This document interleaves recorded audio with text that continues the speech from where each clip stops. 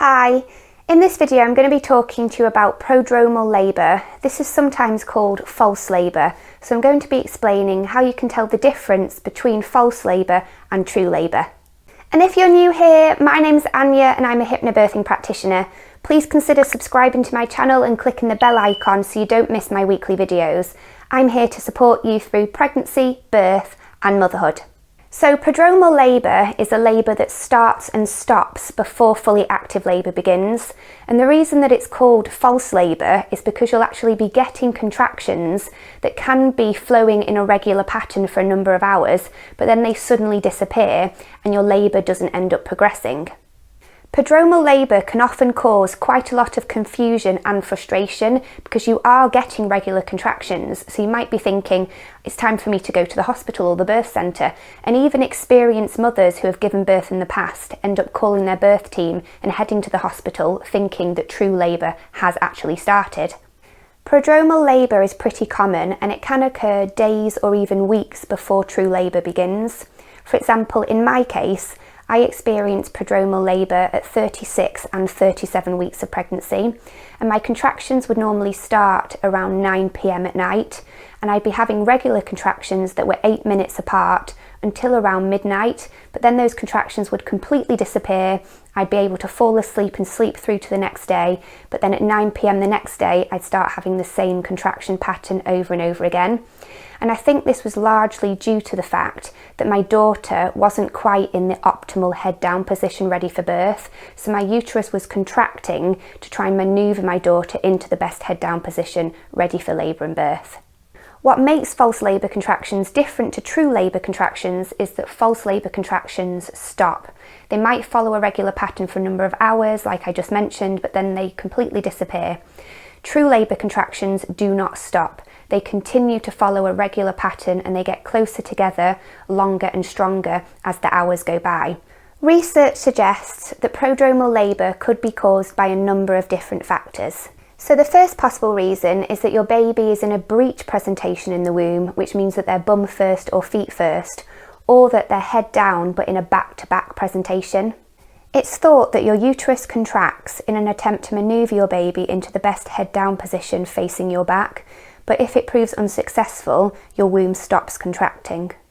Another reason that you might experience prodromal labour is if you have an uneven pelvis, an unusually shaped womb, or you've got some kind of uterine abnormality.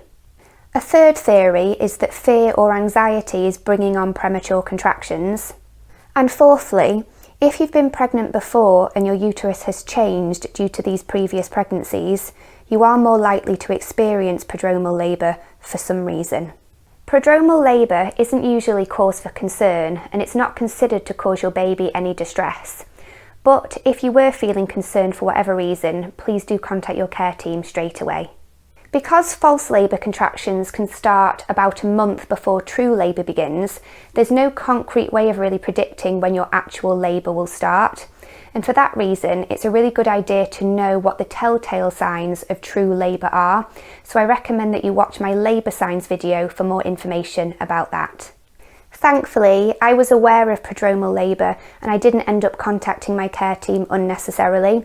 I was also able to stay calm and relaxed because I knew how to look after myself as I was experiencing these false labour contractions. So now I'm going to share my top tips with you so you can deal with prodromal labour successfully. My first tip is to make sure that you stay well hydrated and well nourished, because dealing with false labour contractions can be tiring and draining. So make sure that you're sipping on water regularly and that you're eating little and often to keep your energy levels up. My next tip is to make sure that you're using your up-breathing hypnobirthing technique to help you to stay calm and relaxed during your contractions. My third tip is to catch up on rest when you're not having any contractions. So if it's during the day, this might mean taking a nap, or if it's night time, going back to bed and sleeping as long as you can. If you experience prodromal labour during the day, it's a really good idea to stay mobile and upright. So this could mean going for a walk close to home, gently bouncing on your birth ball or doing some other birth ball exercises, or doing a little bit of gentle yoga. And if you know that you have a breech baby, I would advise you to watch my birth ball videos to help encourage your baby to turn head down, and I'll link these videos in the video description below. And I guess my final piece of advice is to be patient with your body and patient with your baby, and to know that your baby will arrive when he or she is ready. Whilst prodromal labour can be really annoying and physically and emotionally tiring, I tried to focus on the positives as much as possible. And it also got me used to using my hypnobirthing breathing exercises during actual contractions, and this meant that I felt much better prepared for when true labour started. Thanks so much for watching this video. I hope that you found it useful and informative. If you've got any questions about prodromal labour, leave me a message in the comments section beneath this video and I will get back to you as soon as I can. And if you want to find out more about hypnobirthing so you and your partner can be thoroughly prepared for your labour and birth, why not sign up to my next free hypnobirthing taster session on Zoom? I run 2 every single month, and you can sign up to my next one by clicking the link to my website in the video description. Take care and see you in my next video.